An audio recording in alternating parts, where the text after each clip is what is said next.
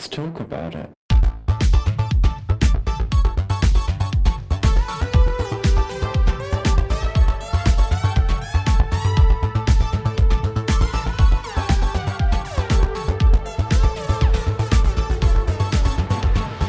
Hello and welcome back to Thicc Radio, the award-winning podcast where we talk about gaming, feedism, and everything plus size. I'm James. And I'm Tim, so let's get into it. Today we're happy to welcome back to the show our good friend Mihu. Everyone, thank you. Hello, my love. How are you today? I'm excellent. I'm ready to roll. Fantastic. Well, listen, let's get it rolling. Let's get right on into it. When we last had you on the pod, it was a fun time to talk about donuts and all things tasty. And you shared with us a little bit that you are from Romania. And it just seemed like a natural pairing that we take another chance to delve more into what it's like living in Romania, all those typical experiences. So, you know what? Let's get in with the first. Tell us about it. What is the day-to-day culture like in Romania? Well, first of all, thank you. Thank you for inviting me back. I live in Romania, as everyone knows by now, in the eastern part of it. I would say Romanians are generally very social. They value personal connections. You'll see people spending time with friends and family, or visiting each other's homes, going for walks, meeting at cafes. So there's a strong sense of community, I would say, especially in the smaller towns, where neighbors, they know each other, they talk, they are friendly.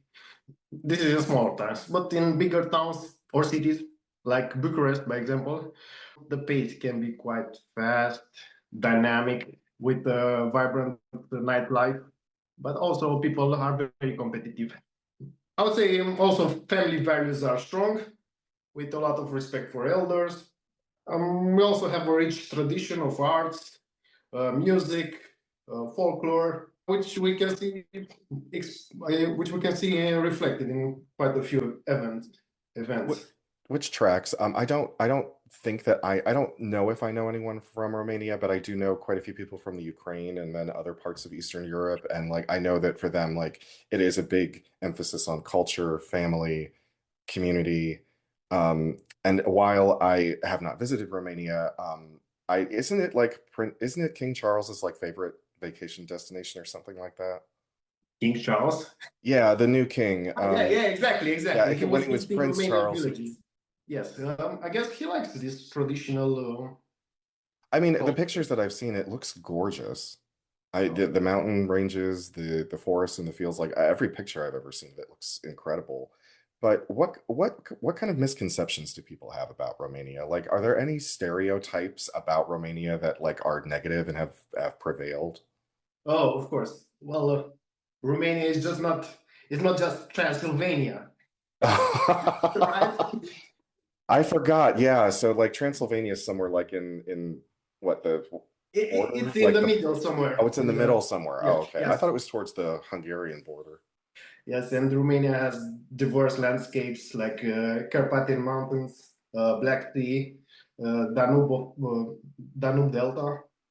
So there are quite a few things that you can see there, and it's not just Transylvania with some old castles and vampires and that kind of stories. Well, I like hearing that, but also I will just say, since we invited you onto the podcast, we can neither confirm nor deny. Since you weren't asking to join the pod, we actually invited you on, so we can't confirm if you are or are not a vampire. So, listeners, write in. Let us know if you think that Mihu is a vampire at thiccradio@gmail.com. We'll be glad to answer your questions there. But no, it's interesting, that thing about stereotypes of Transylvania. It's funny, as you say, I kind of forgot that's where that's meant to be, yeah. Huh. Well, to be fair, I think back in that particular period in history, the borders were changing a lot, so it's kind of hard to know exactly geographically where something was at the time. Well, but everyone heard about Transylvania. Yeah, obviously because Dracula became a thing, Exactly. So, James, if you want to test out, maybe we can bring a mirror here, and if we can see my reflection, you'll know the answer. There we go. Ladies and gentlemen, Mihu has officially invited me to do an inspection and a tour and we're just going to I'm make. coming along too, girl. I want to see Romania. Now I want to see Bucharest. that would actually be kind of camp though. Like if you take us on like a little tour of Romania and it's all like me and Tim in like really cheesy looking explorer outfits, just like looking around You Romania. mean Like, pith helmets? Pith helmets? why not? Why not be like, what's going on around here? And I'll look like Latoya Jackson, with my little magnifying glass, like just sort of look, Ah, looking in on everything, being like, what's going on over here? Um, but no, I love it. yeah, it's a safe place. Mhm. Despite some negative portrayal, like Romania is bad or criminality is generally safe, and its people are known for their hospitality.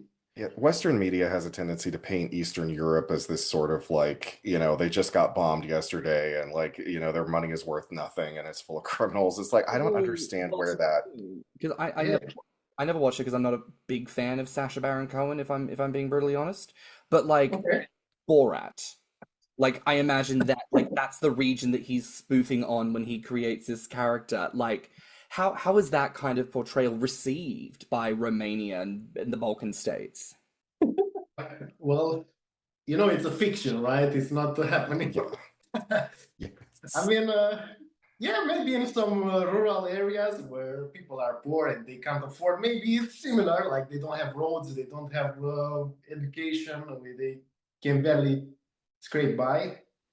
Which brings But up an interesting question, though, because we in the West have this idea of like, so if you come to the United States, like, yes, you still find small towns, but you really don't find anything that you could classify as a village. You won't find that in the US because even small town is going to be connected by a couple of roads. So, how many very small, isolated communities still exist in rural parts of your country? there are. Like I can say for sure that there are communities that don't have water. Like they have to dig a well to get water, or they don't have sewage. Well, everyone has electricity, I would say, like 99%. But I've seen something interesting that like 25% of Romanians don't have a toilet indoors. Interesting.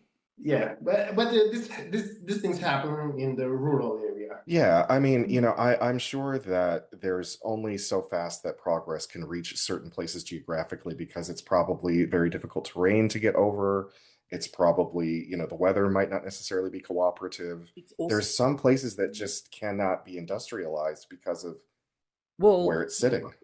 I think something that people forget, and this is, I think, due to the privilege of industry, is that industry only happened in places where it was seen as beneficial to have industry. Yeah. The boondocks of the middle of nowhere was never top on someone's list to redevelop and turn it into something because there was no chance of high population density to invest in the economy or this type of stuff. You still see this with even England and the broader UK a lot of the times. You still get villages and you still get satellites, which are tiny little units of like 3 to 4 homes that are in the middle of Mhm. nowhere, even smaller than villages, because that's just how they function. Modernity doesn't always mean that progress will happen to somewhere, and it doesn't always mean that somewhere wants it to happen. Sometimes it's the preservation of that kind of classic way of life that some people are very, very drawn to. It's a big reason why a lot of small villages in all of these countries still thrive because you'll get people who grow up in modernity and get very tired of like the expectation of life in the city and life in this way, and then they go, fuck it, I want the opposite. I want to go out into the middle of the sticks and just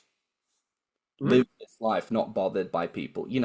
So I think it's still makes a lot of sense for a lot of people.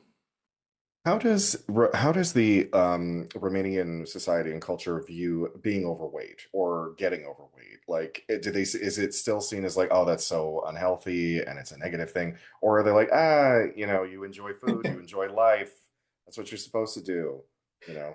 Well, historically speaking, like in the past, especially in the rural areas or maybe the older generations, being plump or having some extra weight was often seen as something beneficial, like a sign of health or prosperity or well-being. Being able to make it through the winter. Exactly. And grandparents, in particular, they might encourage children to eat more, right? It happens to all of us. Like you visit grandparents and well, they offer you more than you can eat. Can I make a request? Can you say the word plump again for me? Plump. It's so gorgeous the way that you say it in that accent. It's fantastic. Could you say blubber for me by any chance? Brava. Blubber, there Uh, you go. I love it. Ah, no, do you know what? Now, James is making fun of me because when we did our culture life in Germany, I think that the way that belly is said in a German accent sounds really sexy. So Oh, I didn't know that. How do it just pings somewhere inside my head in the right place. well, that's another question. How do you say belly? Burda? Buta. Okay. Okay. I mean, I think this is part of the joy of culture apps as well, right? Like we're very accustomed to how in English vernacular we will say belly, blubber, or fat, or like whatever, Gut, beer gut, you yeah. know, the way it sounds, the way it feels in the mouth. And I do think there is something to be like really enjoyed about how a different accent or a different language will take that same concept and revitalize it and turn it ironically into something that I find very delicious, very Yeah, that was a enjoyable. sexy word. What was it again? Burda? Yeah, that's sexy. That's a sexy word. Oh my That goodness. sounds like heavy, like a bear. Yeah, it does. Like, yeah. Burda. Really, really connotes that, doesn't it? What are resources like in Romania for plus size folk? I mean, I think we've explored this before. You certainly had like times when you were on the larger side.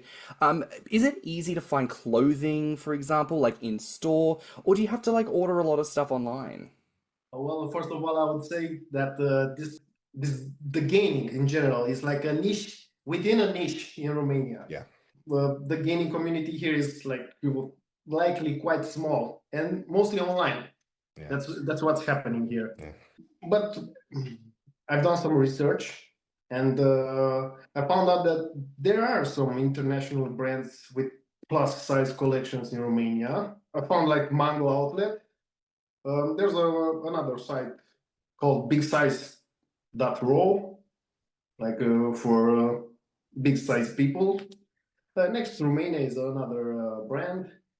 So yeah, there are some options, but they're not that popular. People don't know about them. You don't see them in the mainstream media. Yeah, it's a bit different. Mm. It can definitely be challenging. You know, we've certainly explored this a fair bit with our own experiences as people who start small and then become large.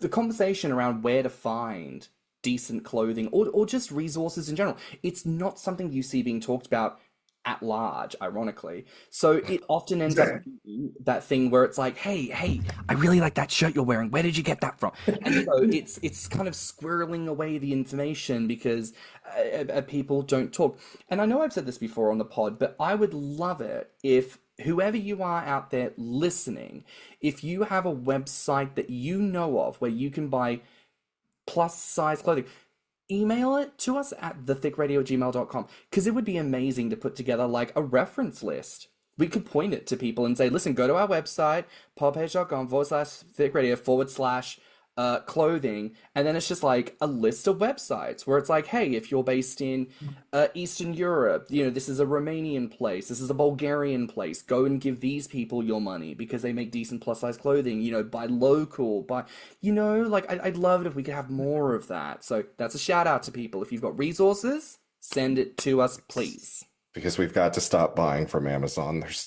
They're destroying the planet. They're destroying the planet. We got to stop.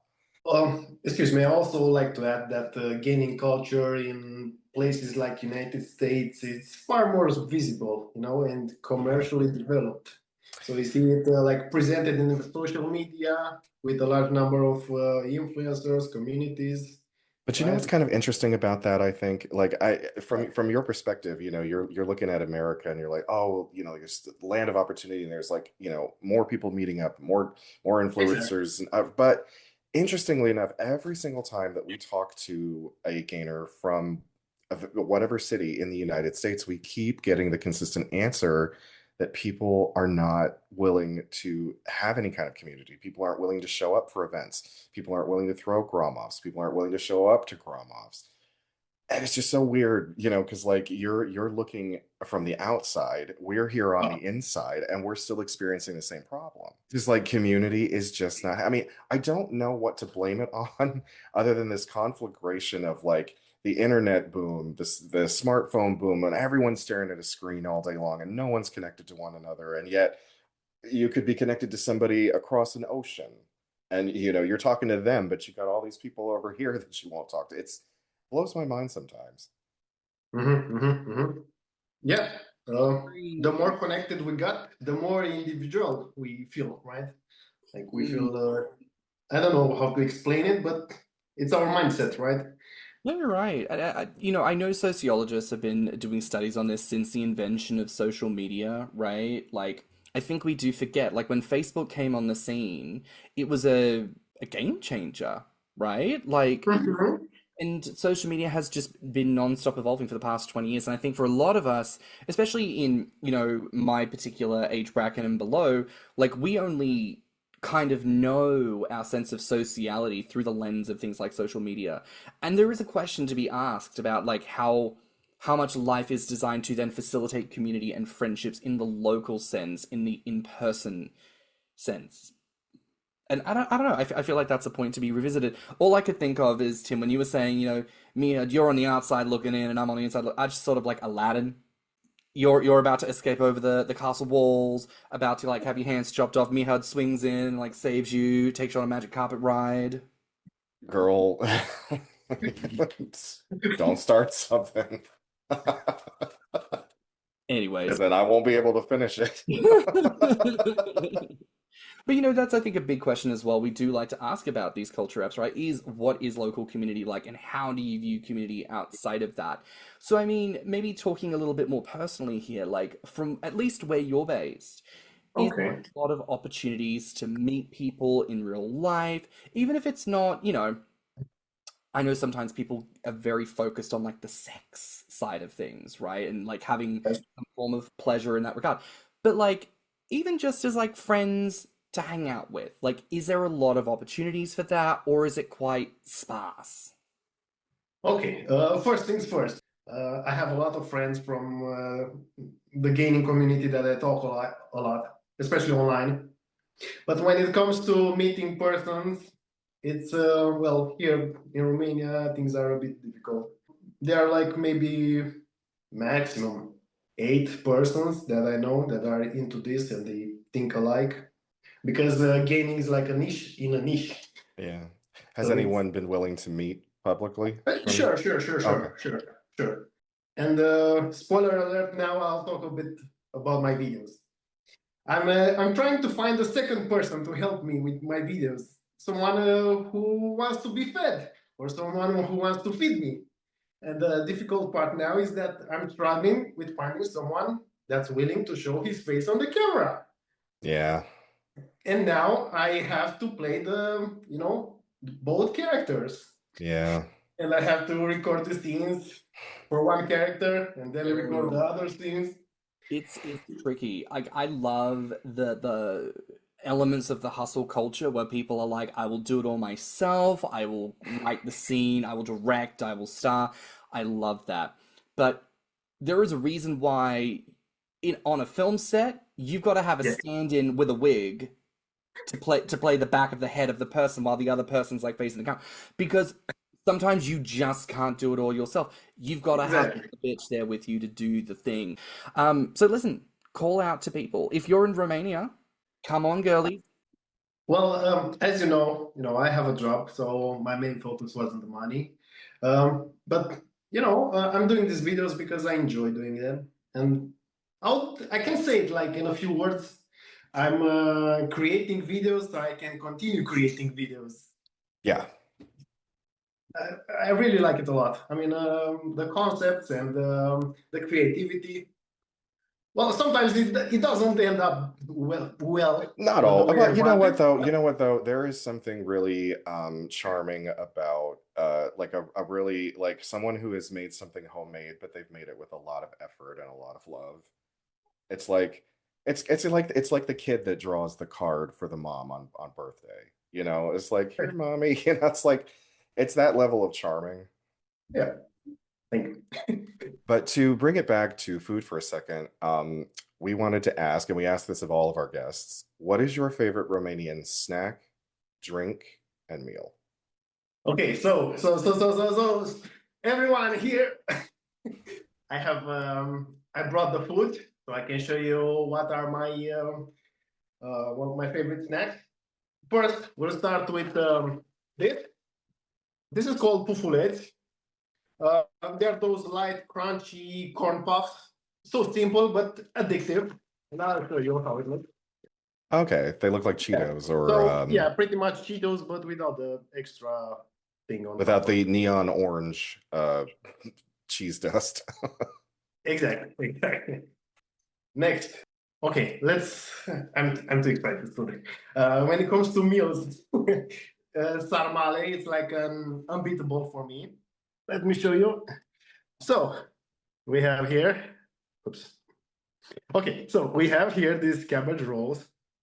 You see, with minced meat, rice, and we usually add sour cream on top of it. So Okay, so you guys don't use tomato sauce? no, not on Oh, cabbage. okay. That's a Polish Like- thing then. With like this. So good. Yeah, pretty much inside it looks like this. That's fantastic. Y'all aren't ready for when I have to edit this together for the little Instagram clip. Oh, I know exactly what you're going to use all that for. Yeah, I'm gonna put like some little sexy music over the top of it, like wow, wow, wow. Okay, well, I just wanted to show, you know. And now for sweets. I'm a big fan of this thing. It's called Kozonak. That's pretty much how it looks, but I'll unbox it for you. Is it chocolate and banana or is it just chocolate? It's chocolate and it has fillings like chocolate and walnuts. Oh, walnuts. Okay. I was trying to figure out what was on the front of the package. I didn't know if that was a banana. So we have pretty much a slide.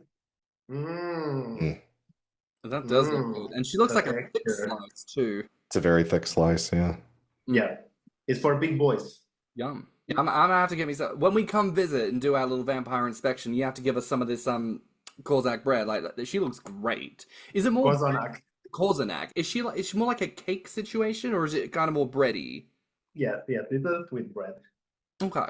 Oh, so it's more spongy like bread and not soft and crumbly. Yeah, like yeah, cake. Got it. Okay. And also, there's it's a rum chocolate. This is a rum chocolate. It's a chocolate bar filled with rum inside. What is rum? Rum? It's like that drink, rum. Oh, rum. Oh, Yeah. oh, okay. Well, we spell it with a U. Like it has chocolate with some rum flavor. Okay, sorry. Well, I've never seen rum spelled ROM. Rum. Yum. It also has the Romanian flag. So I see Rom, and I'm a kid from the 80s. I think of the comic book character from Marvel. There was a comic book character called Rom. Oh, I didn't know. There you go. I'm old. But those all look delicious. I mean, honestly, this has been a fabulous show and tell. Were there any others or? No, I'm done. So I saw the sarmale, the cabbage rolls, and so the pufuleți, like the cocoa puff, the polenta, whatever. And here the kozanak and the chocolate, and we have the whole menu. That's fantastic. I mean, it's funny. I say that like, oh my gosh, is there any more? But like, this was truly like a full like serving of. It was a full show and tell. Fantastic. You've now successfully got me very hungry, and I would like to try one of those rom bars immediately. But let me ask you this: when Yes. you were growing up in Romania, was there anyone like on TV, any kind of Romanian characters? And I think we talked about this last time. I think you had said that there wasn't necessarily anyone. So let me broaden this out. Like when you think about some of the people that inspired you to start gaming, were they characters on TV? Were they celebrities, comedians? What kind of people did you first see that you were like, ooh, that makes me want to? Well, usually people that are into muscle, they would say maybe someone like Arnold, like they've seen the Terminator movie. Yeah, I would say something along the lines.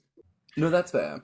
I did see a video, someone doing like AI makes a song, but it's like Arnold Schwarzenegger singing Sears Chandelier. And it's terrifying. Yeah, I can imagine it would be. And I mean, you told us about Belly and you said it's Buddha, which is fantastic. What are some other, like, if you were going to compliment a guy in Romanian and you were trying to say like, oof, You look big, you look fat, you look sexy. What might you say to him? Well, in the Romanian culture, big, fat, sexy, it's kind of opposite. Big, Mm, fat, and sexy here. mm. Well, what would you say, perhaps, if you were trying to compliment another gainer? What would you say to him in Romanian? Oh, arăți bine. Like you look great. Okay. Arăți bine, James. Oh, thank you. Now, sound that out for me. What was that phrase again? Arăți Aret bine. pine. Bine. Yes. Aret bine. Thank you. Okay. Tim Aret bine. Thank you. I like that. Our nuts pine to you too. Mhm. So we'll cut that out. I totally fucked that up. Cut that out. Well, listen, I think it's a good time to inquire with you, my love. Like, we've had you on, we did our little donut episode. It was cute, kind of talked to you about your experiences, and we've talked about your experiences in Romania today.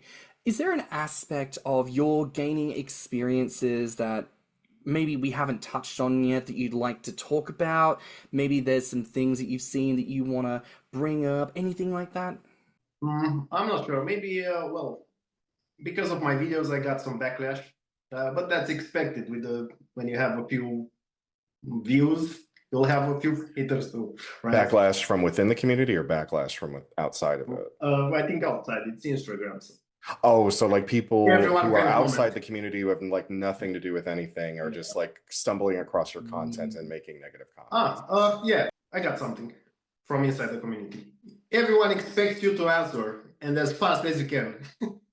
Yeah, we've talked about that many times. This idea that you're supposed to kind of be at everybody's beck and call because we all are carrying around our phones and we all have social media and Which, back to that point on, people my age and younger, like, we have been raised on social media. So I think we don't understand the notion of sociality outside of internet, social media access.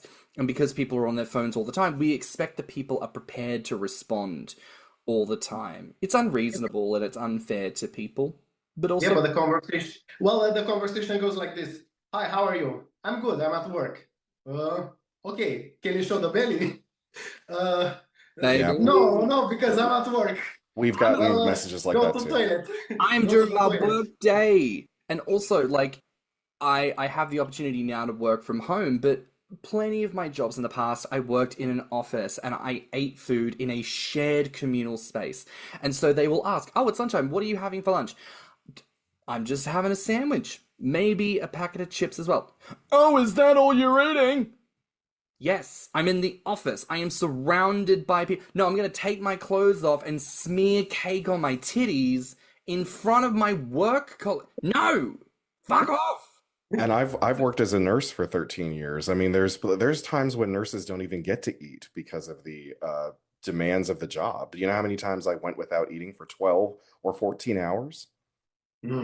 So it's not an uncommon thread, unfortunately, that people will express that they have these interactions with people that just aren't tethered to humanity and understanding that it is a human on the other side of that conversation that you need to just figure out not to be a dick. And I don't know, I feel like sometimes we talk around about that, like how do you conduct a good conversation? How do you have that? I think you've just got to go in with being human, and if that person doesn't give you what you're looking to get, that is okay. You can just choose not to message them again. You can choose to walk away from that and go, okay. Or you can just keep reaching out, sometimes the exact moment will happen where you're paying attention at the right time and maybe they'll get back to you. You don't know, but you can always keep trying. Yeah, sometimes messages are not things that are to be replied to. Like on Instagram, if someone sends me a meme, sometimes my reply is, haha. Or it's a double tap love heart. Like, that's the response. It didn't connote a conversation. It didn't invite conversation and discourse, Anyways, maybe we're going on a little bit there, but in any case, No, you're right. Yeah. The conversations are quite bland and without context. I have said this before. Grommr is helpful for this because on Grommr you can have a bio. And in your bio, you can write out all of your interests.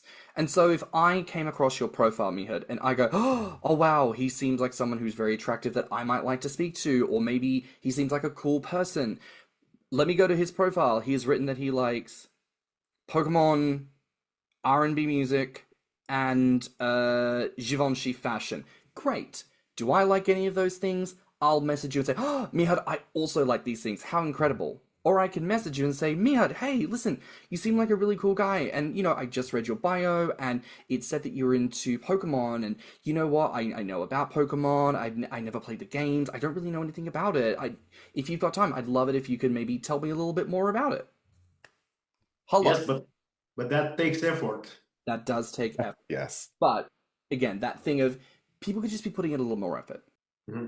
And I don't just mean like on your side of things. I mean just everyone in general. We could all be putting in a bit more effort. But in any case, I appreciate you sharing that with us. Mihud, I want to say thank you for your time today. This was such a pleasure to get the chance to talk with you again. Thank you. I really enjoyed being here, and it's been great. I liked it a lot. I hope I can return sometime in the future. Absolutely. Baby, we'd love to have you. But where can people find you online? Well, they know me by now. Yeah, they can find me on Instagram. Well, look, that's a wrap for now here on Thicc Radio. Please remember to like and subscribe, rate us 5 stars, and leave us a good review. Now, if you like this episode, the podcast, our guest, or just us in general, please share it with your friends and encourage them to tune in. You can find me on Instagram and BlueSky at stannnum.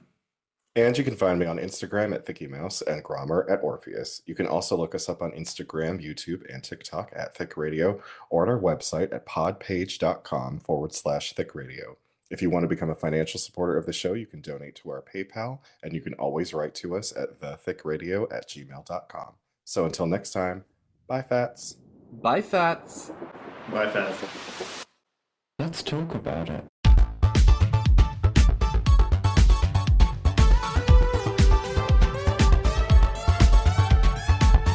Thicc Radio is a Spotify podcast. Artwork, media design, editing, and production by James Heinzen. With original theme music by CYMK.